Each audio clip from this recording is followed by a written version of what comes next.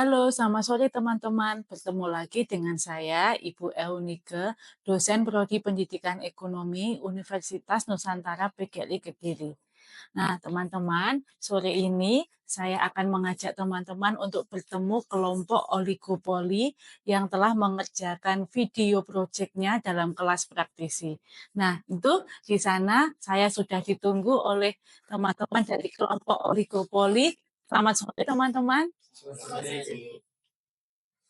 Oke, kita akan berdiskusi bersama sharing pengalaman kelompok oligopoli dalam namun sebelum itu saya harap teman-teman dapat menyaksikan terlebih dahulu hasil kerja dari proyek kelompok oligopoli.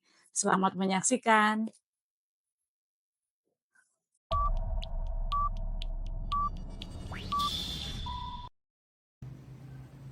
Assalamualaikum warahmatullahi wabarakatuh. Selamat siang Sobat Ekonomi. Kembali lagi dengan kami tim Oligopoli dengan saya Rizka Duramatika. Saya Faisal Yadi. Saya Nancy Widya Ismail. Saya Indra Purnama Bandi. Saya Catur Haryono. Yang akan mendefinisikan pasar oligopoli terutama pada perusahaan Indosat. Untuk Anda yang ingin mengetahui pasar oligopoli, yuk simak video kami.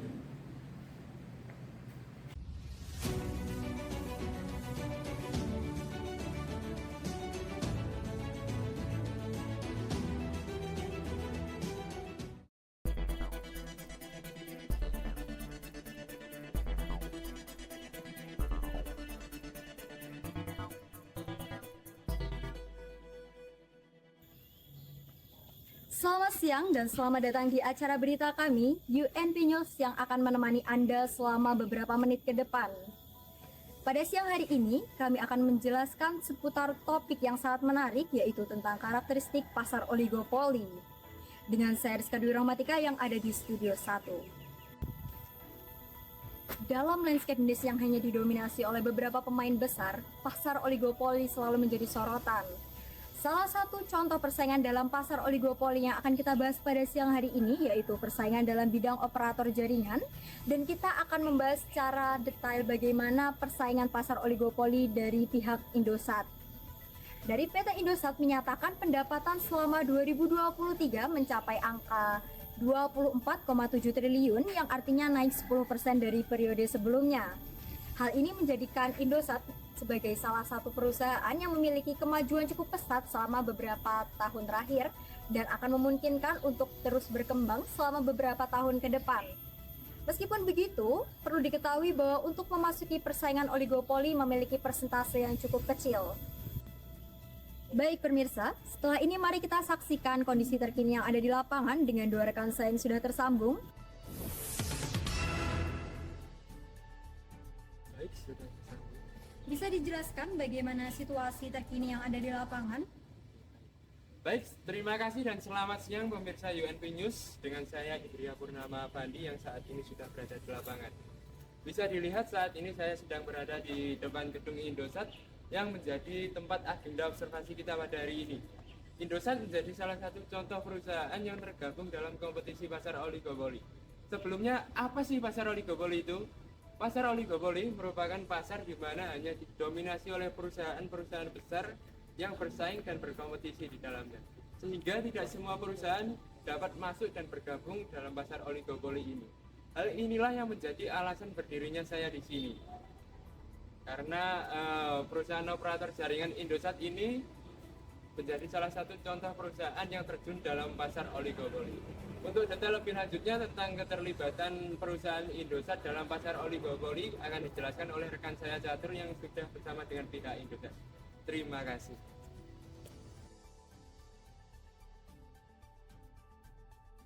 Selamat siang pemirsa, di sini dengan saya Catur Haryono yang sedang berada di dalam gedung Indosat. Tujuan saya di sini adalah untuk menggali informasi mengenai perusahaan Indosat yang tergabung dalam persaingan pasar oligopoli. Sebelumnya sudah dijelaskan oleh rekan saya mengenai gambaran dari pasar oligopoli. Langsung saja pada ini di sini sudah ada bersama dengan saya dengan Ibu Siska. Baik. Sebelumnya boleh meminta waktunya sebentar? Iya, silakan Mas. Sebelumnya, perkenalkan kami dari UNP News ingin menanyakan beberapa pertanyaan mengenai perusahaan Indosat yang tergabung dalam pasar oligopoli. Oh gitu, boleh-boleh. Silakan langsung aja pertanyaan. Sebelumnya, bisa Ibu ceritakan secara singkat saja mengenai profil perusahaan Indosat ini? Iya, Indosat adalah perusahaan yang bergerak di bidang telekomunikasi, yang salah satunya adalah seluler yang biasa kita tahu adalah entry ya. Jadi bahasa kaula muda, bahasa sekarangnya entry ya yang biasa dikenal seperti itu. Jadi kita bergerak di bidang entry untuk kartu perdana, untuk kartu model orang-orang atau pelanggan-pelanggan yang sering ada di luar. Seperti itu, kita penyedia jasanya. Sejauh ini apakah ada hambatan atau tantangan yang dihadapi oleh perusahaan Indosat ini? Kalau hambatan, tantangan, kita kan ada beberapa operator di Indonesia, pasti semuanya bersaing.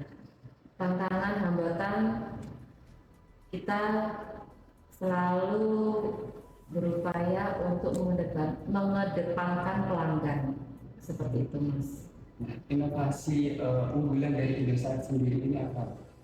Inovasi unggulan adalah kita menyediakan perdana paket data yang sesuai dengan anggaran yang dipunyai oleh masing-masing orang, seperti mulai dari 1 GB dengan harga mulai 25.000, kemudian ada isi ulang paket data yang sudah punya perdana, tinggal isi ulang saja.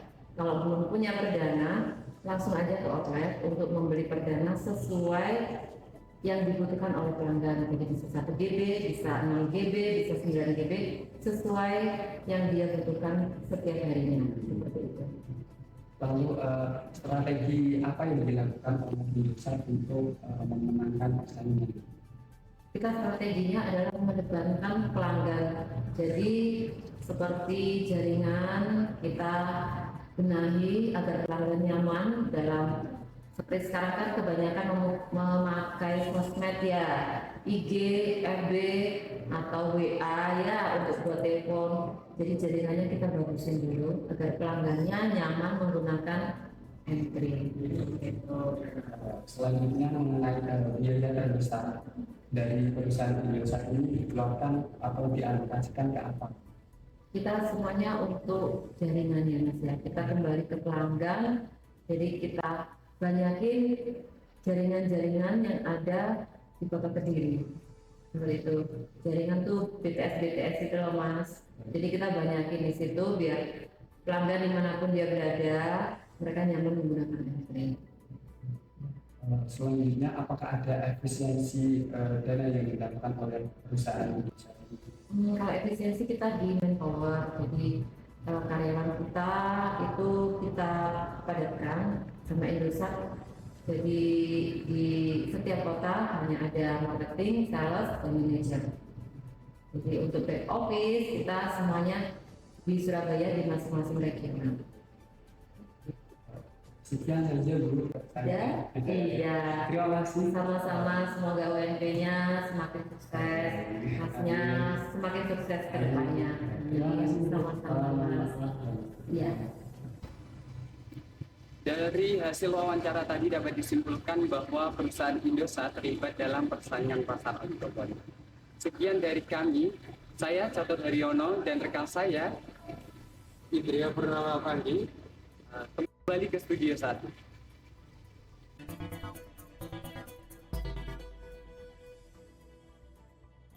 Baik, terima kasih kepada rekan saya yang ada di lapangan.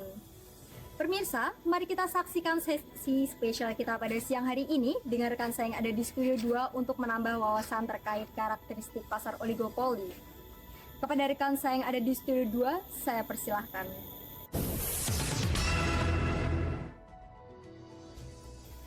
Baik, terima kasih kepada rekan saya yang ada di studio 1. Selamat siang pemirsa, kali ini bersama saya Faisal Wiyadi yang akan menemani Anda beberapa menit ke depan dalam acara yang sama. Dan kali ini kita akan membahas terkait pasar oligopoli sebagaimana hasil liputan di lapangan tadi. Dan kali ini kita kedatangan tamu yang sangat spesial ada Miss Nancy selaku narasumber kita. Selamat siang Miss Nancy. Selamat siang juga Mas Faisal. Saya ucapkan selamat datang dan selamat bergabung dalam acara sesi spesial kali ini. Terima kasih, saya merasa terhormat dan senang sekali bisa hadir di acara sesi spesial kali ini. Baik, langsung saja. Dari hasil liputan di lapangan tadi dapat disimpulkan karakteristik dari pasar oligopoli itu apa saja, Miss Nancy? Baik Mas Faisal, saya akan jawab. Jadi karakteristik pasar oligopoli yang pertama yaitu pasar oligopoli itu menerapkan efisiensi yang sangat ketat, di mana perusahaan itu meminimalisir biaya untuk mendapatkan keuntungan yang sebesar-besarnya. Jika dilihat dari liputan di lapangan, pasar oligopoli ini atau perusahaan Indosat itu meminimalisir biaya dengan mengurangi SDM yang ada untuk mendapatkan keuntungan yang sebesar-besarnya. Untuk karakteristik pasar oligopoli yang kedua, yaitu memiliki strategi manajemen yang kompleks. Jika dilihat dari liputan lapangan tadi, bahwa perusahaan Indosat itu memiliki strategi manajemen yang kompleks itu dalam mengefisienkan SDM. Nah, di mana perusahaan Indosat itu memiliki 3 struktur posisi saja, yaitu manajer, marketing, dan juga sales. Nah, dengan adanya itu bisa lebih mengoptimalkan dalam segi pekerjaan seperti itu. Untuk karakteristik pasar oligopoli yang ketiga yaitu kuantitas perusahaan tidak seimbang dengan kuantitas konsumen, di mana kapasitas atau produksi dari perusahaan itu lebih sedikit daripada permintaan konsumen.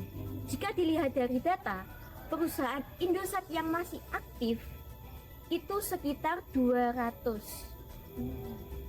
dan untuk permintaan konsumen itu sekitar 100 juta dan meningkat 3,9% setiap periode sebelumnya. Untuk karakteristik yang terakhir ini sangatlah penting, atau karakteristik keempat dari pasar oligopoli, yaitu sulit perusahaan-perusahaan baru atau kompetitor baru untuk ikut bersaing dalam pasar oligopoli, karena di dalam pasar oligopoli ini harus memiliki modal yang sangat besar dan juga teknologi itu harus tinggi agar bisa mengikuti kompetensi tersebut. Nah, maka perusahaan-perusahaan yang hanya bisa ikut itu sekitar 5-10 perusahaan. Misalnya dari perusahaan operator jaringan itu hanya diikuti oleh Indosat, Torido, Excel, Axiata, Axis, dan juga Telkomsel. Nah, seperti itu Mas. Mengenai karakteristik yang keempat, apakah tidak mungkin bagi perusahaan baru itu masuk ke dalam persaingan? Bukan tidak mungkin Mas, memungkinkan jika suatu perusahaan tersebut bisa memadai, memiliki modal yang sangat besar, dan juga teknologinya itu memadai, teknologi yang tinggi, bisa menyaingi dalam ikut berkompetensi di pasar oligopoli tersebut. Seperti itu Mas. Berarti perusahaan baru jika ingin masuk ke dalam pasar oligopoli itu harus memerlukan strategi yang sangat efektif gitu. Iya, harus memiliki strategi yang kompleks seperti itu. Baik, terima kasih Miss Nancy yang telah memberikan wawasan mengenai pasar oligopoli kepada kita hari ini. Iya, sama-sama Mas Faisal. Baik pemirsa, setelah selesai sudah sesi bincang atau sesi wawancara bersama narasumber yang spesial kali ini, dan saya Faisal Wiyadi pamit undur diri. Saya kembalikan ke studio 1.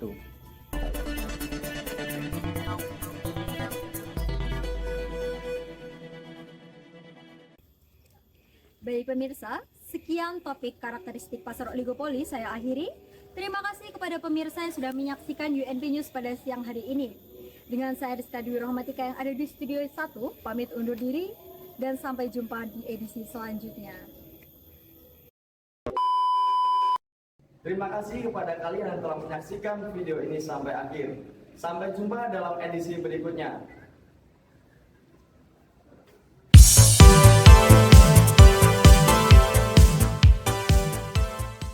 Ya, selamat sore Afandi. Ya, Catur, ya, Faisal, Nancy, dan Rizka. Ya, inilah tim kelompok oligopoli. Kita beri aplaus dulu untuk kelompok oligopoli. Ya, pasti teman-teman tadi sudah menyaksikan video kerja dari kelompok oligopoli. Nah, oke, kita akan ngobrol lebih lanjut. Kita berdoa dulu yuk. Ya, oke, silakan. Siapa yang memimpin berdoa? Ya, silakan Avandi. Sebelum kita awali diskusi pada sore hari ini, mari awali kita dengan doa bersama dan berdoa mulai. Doa selesai. Amin. Ya, terima kasih Avandi. Ya, baik, seperti yang saya sampaikan tadi, teman-teman, kita akan ngobrol lebih dalam bersama kelompok oligopoli tentang apa saja yang mereka lakukan sehingga proyeknya dapat video terselesaikan dengan baik. Nah, saya harap dari obrolan kita sore ini menginspirasi teman-teman di rumah, ya. Oke. Untuk membawa kebaikan bagi kita semua, ya. Oke. Semua yang saya tanyakan di sini, ya, termasuk kertas yang dibawa oleh teman-teman ini adalah hasil dari Google Form refleksi.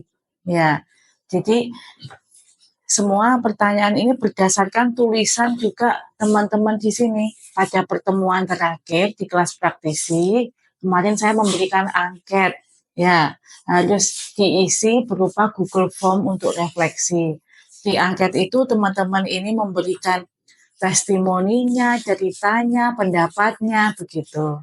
Nah, sore ini saya akan mengajukan beberapa pertanyaan hasil dari tulisan teman-teman di Google Form refleksi. Oke, saya mulai bacakan. Yang pertama, ya, ini saya ingin membacakan tentang tahapan proyek, ya. Tahapan proyek pendapat dari Faisal sebagai berikut, ya. Tahapan untuk membuat proyek ini kan ada 3 ya teman-teman. Yang pertama kita membuat narasi dulu, kedua tag video, dan ketiga proses editing. Saya di awal sudah berpesan di kelas tahapan ini harus dilalui secara berurutan. Kita tidak boleh buru-buru tag video sebelum kita menyelesaikan narasi dengan benar. Demikian juga kita tidak bisa buru-buru editing sebelum tag video juga benar.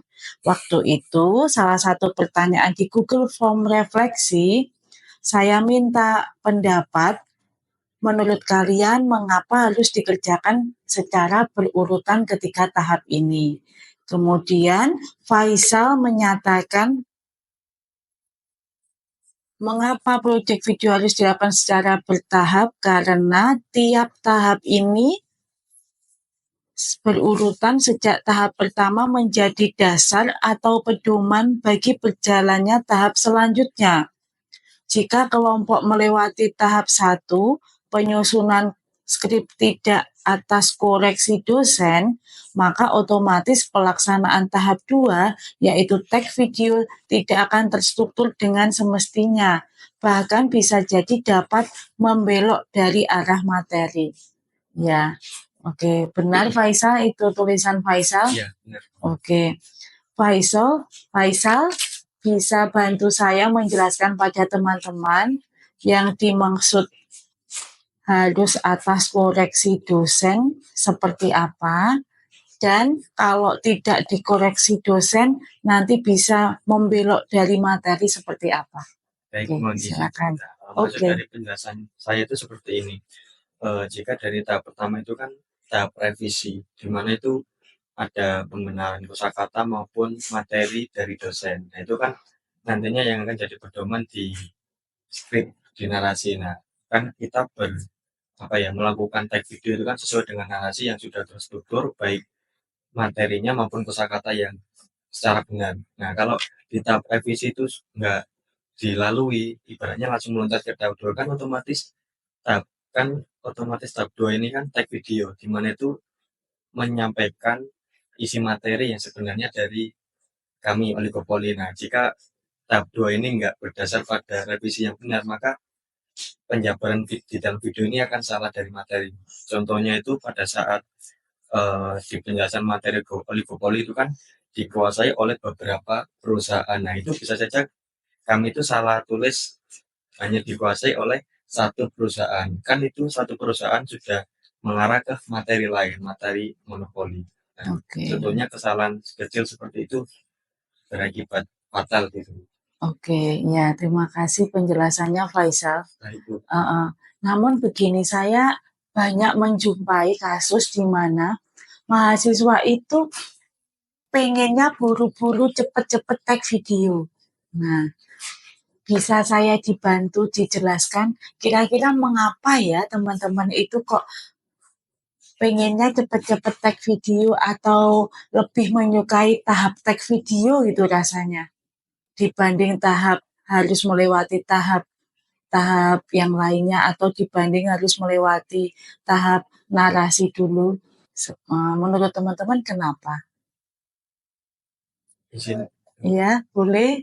Siapa? Kalau menurut saya mungkin teman-teman lebih pengen cepat selesai, kayak seperti mungkin bagi mereka ini beban gitu Bu. Jadi kayak bebannya cepat diselesaikan gitu tanpa memahami nanti konsekuensinya seperti apa. Jadi langsung loncat ke tag video seperti itu. Oke. Silakan ada yang melengkapi kenapa ya kecenderungan mahasiswa itu lebih buru-buru atau lebih suka cepet-cepet tag video dulu? Kalau menurut saya itu kan mahasiswa itu mungkin memiliki banyak tugas dan di sisi lain mahasiswa itu banyak yang pengennya itu instan, cepat, tapi tidak melewati tahap-tahap yang gimana nanti akan mendapatkan hasil yang memuaskan. Intinya cepat selesai, ya nanti tugasnya juga akan selesai.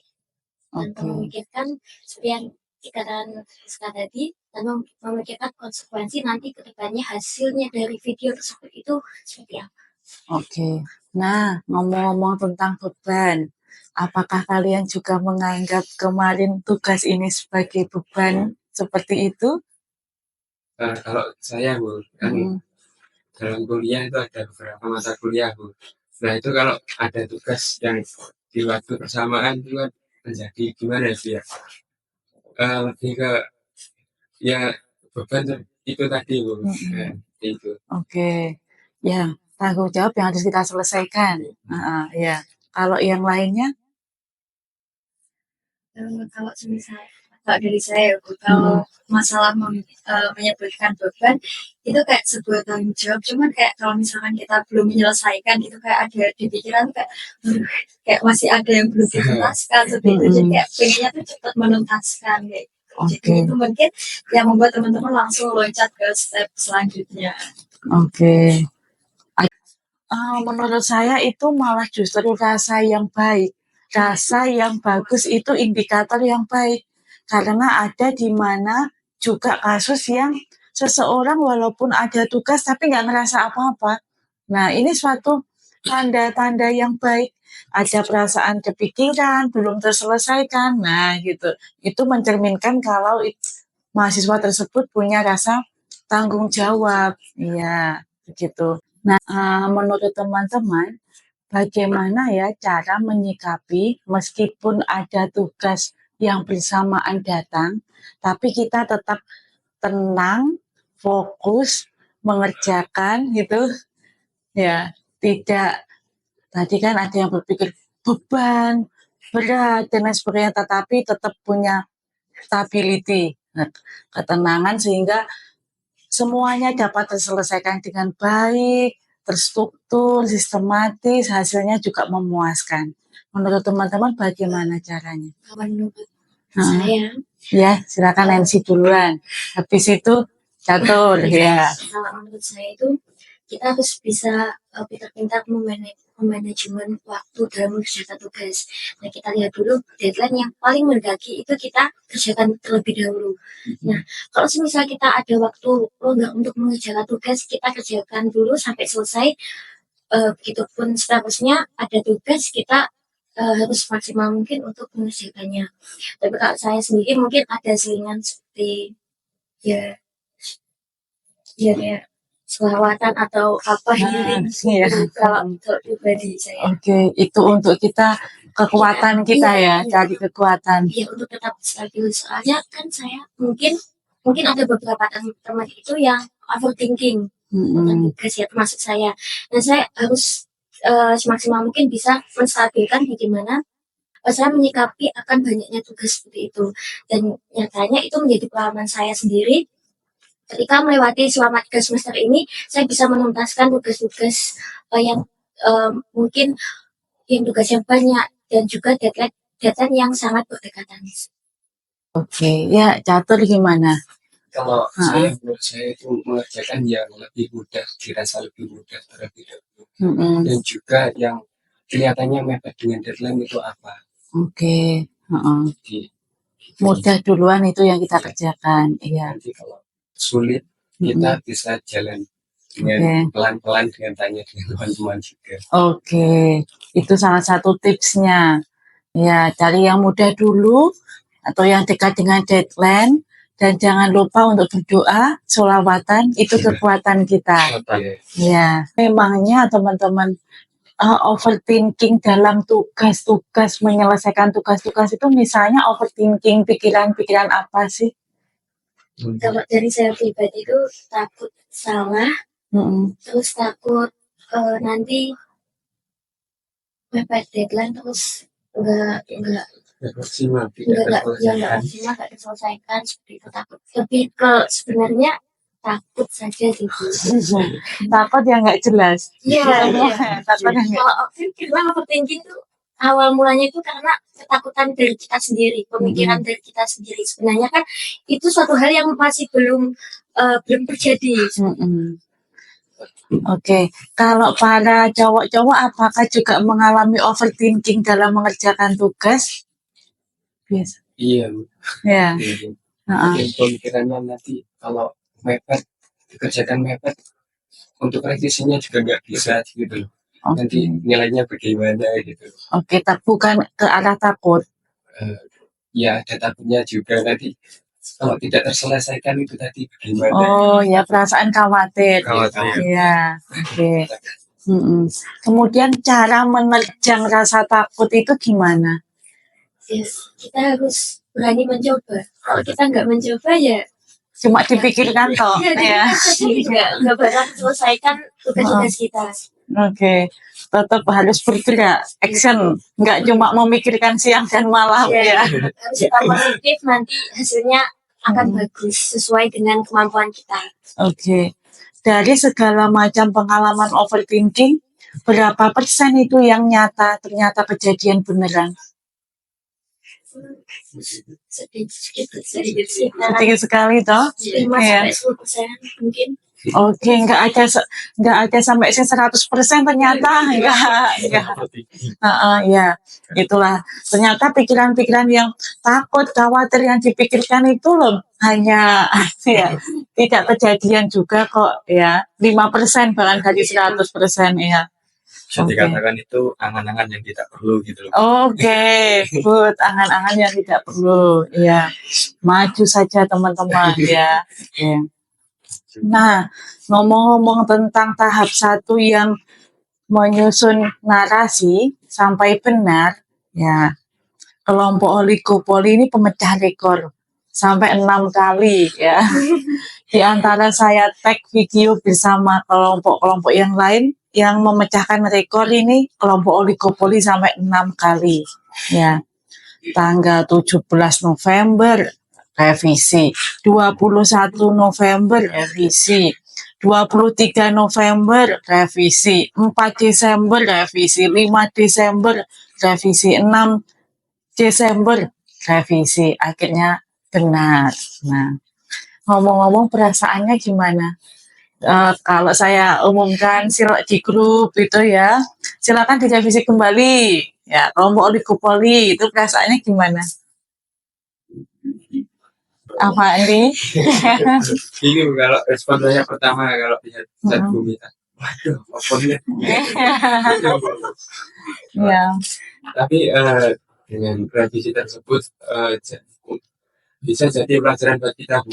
Jadi ini yang kurang benar, terus penulisan ini yang harus diperbaiki dan kosakatanya itu. Oke. Waduh, apa lagi ya? Ya. Oke. Di antara 6 kali revisi itu yang paling apa diingat yang mana?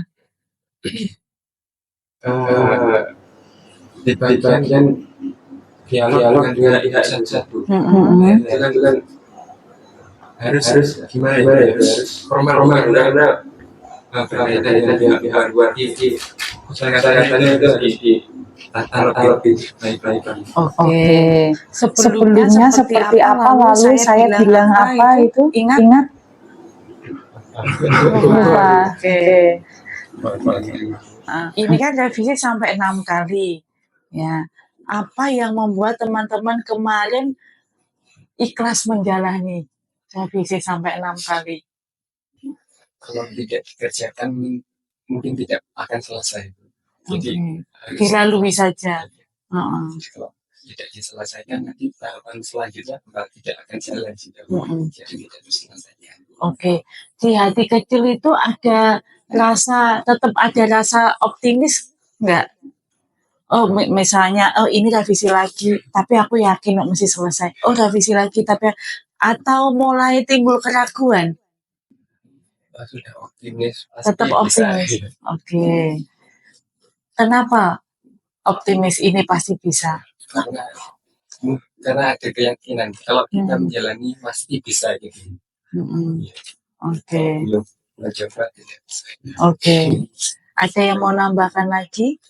Kalau dari keraguan itu mungkin kayak gini, bukan sudah revisi terus salah lagi. Salahnya itu di bagian yang bahkan nggak kita prediksi, mungkin ini benar-benar ternyata itu yang direvisi. Nah itu ragunya itu kayak ini materinya banyak melencengnya apa enggak, terus istilahnya itu kayak kita itu nggak mau prediksi bahwa ini salah udah benar tapi ternyata malah jadi sumber permasalahan itu. Contohnya pada teks yang pada itu menyampaikan di pihak Indosat. Nah itu kan kayak kata-katanya itu juga harus beruntun banget. Kita pahami juga kok kayak gini ini kartu iya tahu biasanya jadi kecil itu kayak gitu. Tapi kalau memang kan ini kan kita dituntun direvisi gitu ternyata dibenarkan ya kita juga harus mulai menyikapi dengan ikhlas itu Bu kalau dibenarkan. Iya sama yang dikatakan Catur tetap jalani optimis gitu. Oke. Jadi menurut teman-teman kan sudah mengalami revisi sampai 6 kali. Tapi teman-teman kan punya keikhlasan untuk menjalani. Nah, tapi kan tidak semua mahasiswa dan kelompok seperti teman-teman.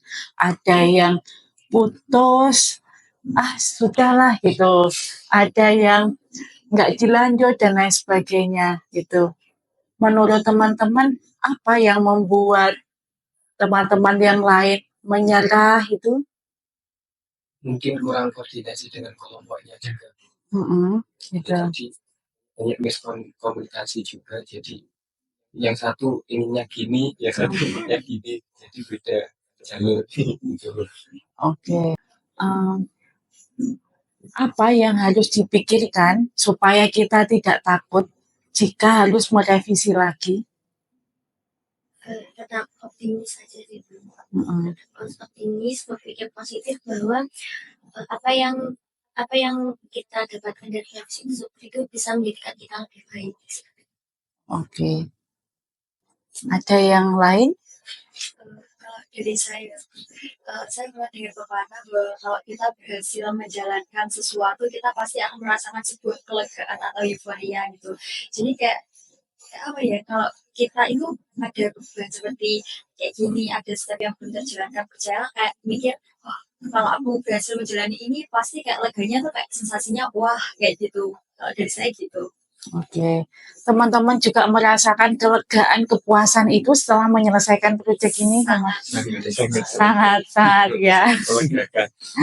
Oke, nah gini teman-teman, maksud saya bertanya tentang revisi, besok pasti ke depan dihadapkan pada tugas lain, misalnya skripsi, atau tugas lain di pekerjaan, yang membutuhkan kita ketekunan kita, keikhlasan kita, komitmen kita, tanggung jawab kita untuk merevisi, untuk memperbaiki. Nah, memiliki jiwa seperti ini tuh harus kita latih sedini mungkin. Karakter seperti ini harus kita latih sedini mungkin. Supaya nanti ketika teman-teman menghadapi tantangan yang lebih besar, misalkan skripsi, wah saya disuruh revisi lagi. Kita sudah pernah mengalami situasi ini, dulu saya sudah bisa melalui, bahkan revisi sampai 6 kali, ini pun oke. Tetap optimis saya lakukan, saya revisi.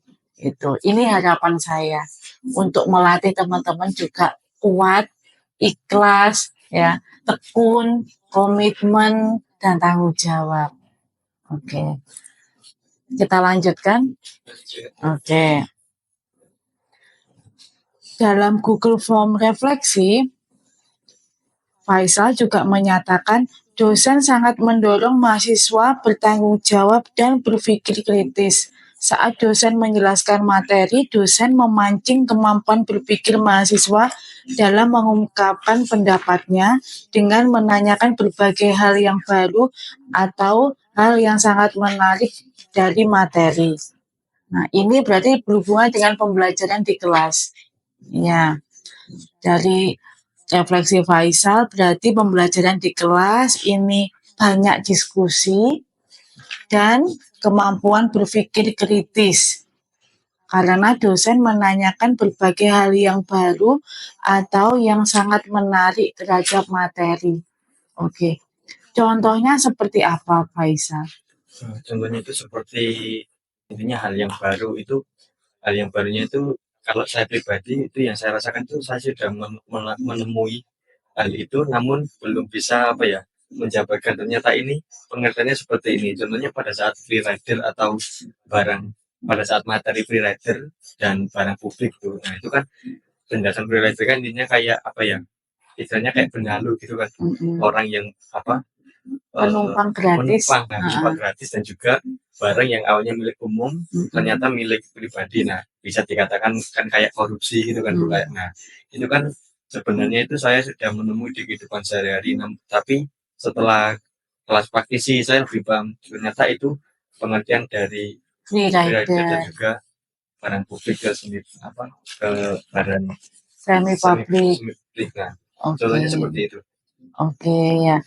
Ngomong-ngomong tentang diskusi ditanyai gitu,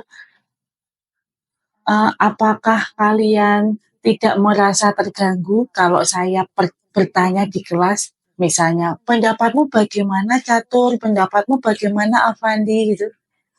Kalau ketika saya bertanya begitu? Enggak terganggu. Karena kan kita bisa dilatih untuk belajar berpendapat, Bu. Okay. Itu kita bisa menjabarkan apa isi pikiran kita, terus pemahaman kita terkait materi, terus perkuliahan, terus mata kuliah seperti itu, Bu. Oke. Catur? Tidak terganggu. Cuman dari mahasiswanya mungkin mau untuk menjabarkan dari isi pikirannya. Oke. Dari dosennya itu sebenarnya mengajak mahasiswa untuk berpikir kritis. Oke. Bagaimana caranya supaya tidak takut berpendapat? Mungkin dari mahasiswanya sendiri harus berani untuk mengungkapkan, jangan takut untuk salah gitu. Oke, salah itu nggak apa-apa. Wajar. Oke, ya. Bisa sampaikan ke teman-teman, salah itu nggak apa-apa teman-teman, jangan takut berpendapat. Jangan takut untuk salah dan jangan takut untuk gagal karena kegagalan itu adalah awal dari sukses. Amin. Ya, oke, terima kasih. Oke, di samping itu Rizka juga menyatakan selama 1 semester ini, ya, terima kasih dosen sudah membimbing saya dengan penuh perhatian, selalu konsisten, dan mengajarkan saya untuk belajar lebih cekatan dan juga berpikir lebih kritis. Ya, bisa dijelaskan, Rizka, bagaimana pembelajaran bisa membuat Rizka menjadi lebih cekatan dan bisa berpikir lebih kritis? Baik, izin menjawab ya Bu. Kalau dari saya untuk yang poin pertama yaitu lebih cekatan seperti yang sudah kita bahas sebelumnya bahwasanya setiap tugas itu kan ada revisi. Nah, seperti itu kita seperti dipacu untuk ayo revisi biar cepat selesai, cepat ke step selanjutnya. Selain itu, seperti juga contoh lain saat penugasan setiap akhir pemberian materi itu kan selalu ada tugas. Nah, seperti itu biasanya kan dengan adanya tugas itu diberikan deadline yang agak mepet seperti pada hari tersebut juga. Nah, itu kan kita sebagai mahasiswa kan sebagai mahasiswa yang bertanggung jawab ya Bu, itu kan kayak terpacu untuk ayolah lebih cepat harus selesai sebelum deadline. Nah, itu menurut saya mengajarkan atau membiasakan mahasiswa untuk lebih cekatan. Selain itu, yang poin kedua ada berpikir kritis tadi, seperti yang disebutkan rekan saya Faisal tadi, bahwasanya pada setiap akhir materi itu penugasan itu selalu dikaitkan dengan materi yang ada di lapangan. Contohnya inelastisitas dan elastisitas yang mahasiswa terjun langsung, baik itu ke koperasi maupun ke kantin seperti itu. Atau berpikir kritis seperti salah satu contoh penugasan pada malam hari yang mengenai manajemen perusahaan pada diri sendiri. Nah itu kayak oh ternyata tuh kita tuh harus sebagai mahasiswa tuh kayak berpikir harus ke detail-detailnya seperti itu, nggak cuma yang terpapar ada materi tersebut aja gitu. Oke. Nah, Rizka menyatakan pembelajaran membuat Rizka menjadi lebih cekatan dan berpikir lebih kritis. Kemudian Faisal menyatakan pembelajaran juga membuat Faisal berpikir lebih kritis. Ini ngomong-ngomong juga ngefek nggak akhirnya ke kehidupan sekarang selanjutnya? Ngefeknya itu lebih kayak menyadarkan gitu. Jadi setelah materi yang disampaikan di kelas praktis itu kita di kehidupan sehari bisa menyimpulkan bahwa ini kejadiannya, oh ini kayak materi yang dijelaskan pas kelas praktisi ini seperti ini gambarannya. Terus kayak yang sudah saya sampaikan tadi kayak belumnya itu nggak sadar kalau itu kejadian freerider, tapi setelah adanya materi itu oh ternyata ini pelaku freerider nggak juga. Oke. Jadi apa? Lebih jadi mengenali, ya, lebih sadar. mengenali situasi-situasi. Ya, Oke. Ngefeknya berpikir kritisnya ke situ sampai. Oke. Kalau Rizka, Kalau saya sebenarnya satu pendapat bersama Faisal seperti itu kayak selain berpikir secara kritis kayak seperti penugasan seperti cekatan itu ya Bu. Kayak saya tuh kayak lebih dipacu lagi oh biasanya tuh saya tuh di kelasnya Bu Mita tuh kayak lebih cekatan gitu. Jadi kayak di semua tugas mata kuliah yang lain tuh kayak harus lebih cekatan juga seperti pembiasaan sifat positif seperti itu. Oke. Kalau Catur dan Avandi mengemukakan pendapat, dapat berani, diskusi juga berani, apakah terus berlanjut? Terus Bu, karena itu termasuk apa itu skill Bu. Oke. Nah itu kalau terus dikembangkan terus kita latih nanti kan terbiasa Bu. Oke. Contoh Faisal dan Catur dan Avandi mengungkapkan pendapat di lain situasi misalnya? Saat tanya di kelas Bu, itu kan kita pendapat gitu. Kita menjabarkan apa yang kita pahami. Oke. Di kehidupan sehari-hari? Jadi lebih berani juga. Sebenarnya dari dulu juga saya tidak berani untuk mengungkapkan bicara dengan orang-orang itu. Belum berani. Mulai dari ini sudah mulai biasa. Kalau saya di kehidupan di rumah Bu, itu kan ada organisasi seperti ya organisasi positif seperti itu kan itu pasti diadakan musyawarah dan orang-orang di situ bebas berpendapat.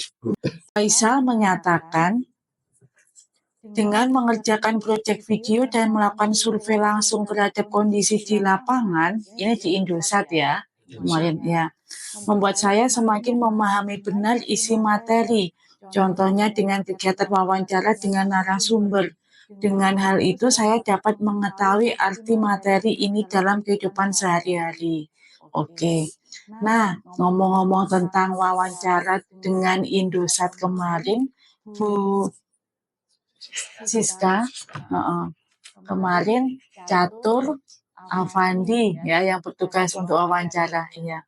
Perasaannya bagaimana? Iya, sebenarnya Ya, bisa diceritakan? grogi pastinya. Karena Oke. kan kalau sebelum mulai sudah ada pikiran nanti bagaimana dengan beliau bagaimana itu sudah ada pikiran negatif sebenarnya. Nanti kalau kita pulang bagaimana kan nggak enak sebenarnya. Oke. Dan akhirnya sudah bisa terlewati. Oke. Walaupun tag video diulang sampai 3 kali gitu. Oke, waktu itu ya. Kemarin diulang 3 kali karena Karena grogi. Oke, apakah teman-teman di sana juga mensupport yang dilakukan Catur dan Avandi saat tag? Iya, Oke. support semuanya.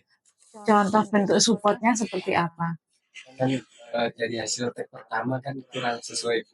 Jadi teman, gimana ini pulang lagi ke awal ya? Oke. Ketiga kalinya yang menurut sudah cacat. Oke. Bagaimana cara membuat Catur kemarin tetap bisa sini pokoknya maju terus wawancara, tidak kita mau menyerah saja, besok aja kita kesini lagi ya gitu apa Sama seperti yang tadi, karena sudah ada keyakinan kalau kita bisa. pasti bisa. Oke. Coba bisa. Oke. Tipsnya ketika wawancara berdasarkan pengalaman Catur itu apa? Salah satunya.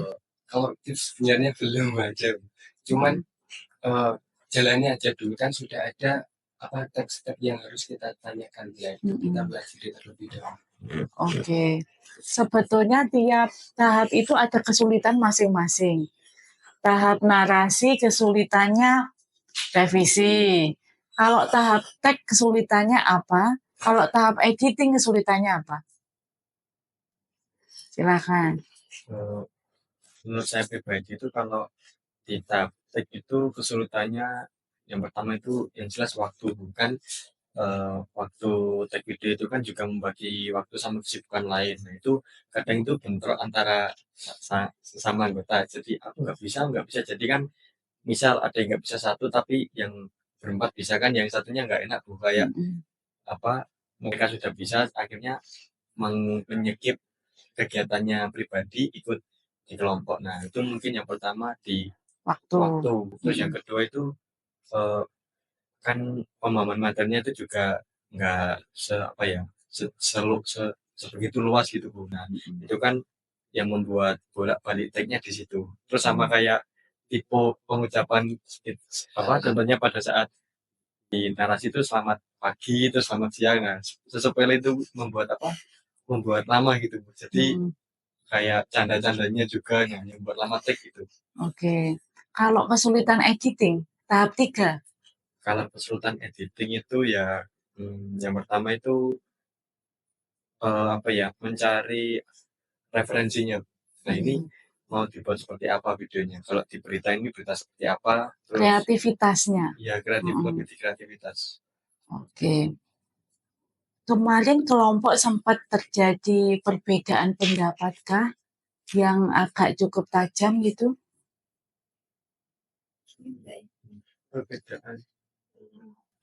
Kalau perbedaan pendapat yang cukup tajam itu nggak sampai, cuman ya kayak miss gitu bu. Jadi contohnya itu pada saat kalau di kelas ini kan semua bisa diajak ngobrol, tapi kalau waktu di rumah terus kita bahas materi, jadi kayak yang respon itu 1, 2, 3, yang 2-nya itu masih belum respon atau belum respon gitu kan, kayak yang 3 ini mikir sendiri, terus tiba-tiba yang 2 muncul tadi nggak ikut mikir atau gimana, terus kayak kayak kesel gitu loh bu.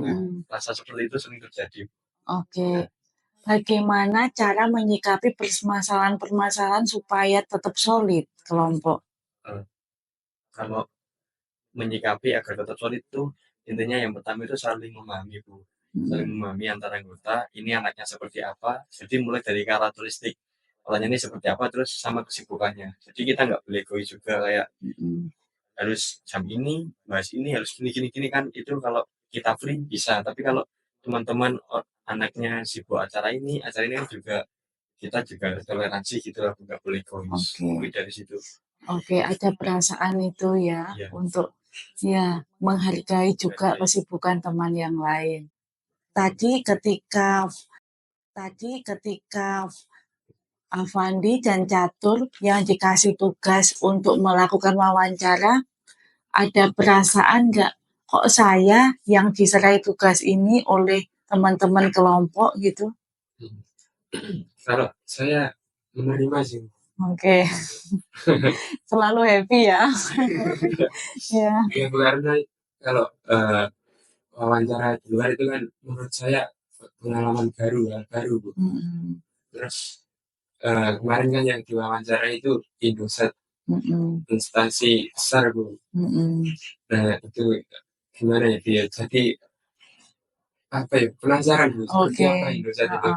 Nah, seperti itu, menerimanya seperti itu. Oke, karena penasarannya ya dan hal baru ya. Kalau Catur ada perasaan nggak, ini kurang adil deh gitu ke teman-teman? Kalau saya juga menerima, karena kan kalau seperti yang di Indor kayak menjelaskan kan saya kurang Mm-mm. menguasai langsung. Oke. Seperti kalau menjelaskan saya kurang jago gitu. Oke. Jadi kalau wawancara mungkin, oh saya pasti bisa wawancara gitu. Oke. Jadi saya menerima Kemarin pemilihan tugas ini dengan cara di random, di random. iya, kayak biasa gitu. Oh, Jadi mm-mm. nggak saling memutuskan ini. Kalau kita mikirnya kayak gitu nanti kayak ada yang mikir kok kamu ambil enaknya. Jadi kan kalau di random semua nerima. Jadi kan Oke. kalau semisal kayak Avandi dapat bagian di luar, terus dapat bagian wawancara, kalau semisal dilemparkan ke saya, Rizka, apa nanti itu kan belum tentu semuanya itu mau kalau langsung ditunjuk. Jadi di random semua kebagian job desk semua terima. Jadi nggak ada tenggang rasa di pembagian itu. Oke. Tadi ada hal yang menarik, Avandi tidak takut terhadap hal baru. Oke. Di saat semua kadang-kadang, aduh ini hal yang baru, saya takut gitu, mencoba hal yang baru. Mengapa Avandi terhadap hal yang baru justru tidak takut? Iya, Bu. Karena hal baru itu kan juga pengalaman baru, ilmu baru. Nah, dengan adanya itu bisa menambah potensi diri, Bu.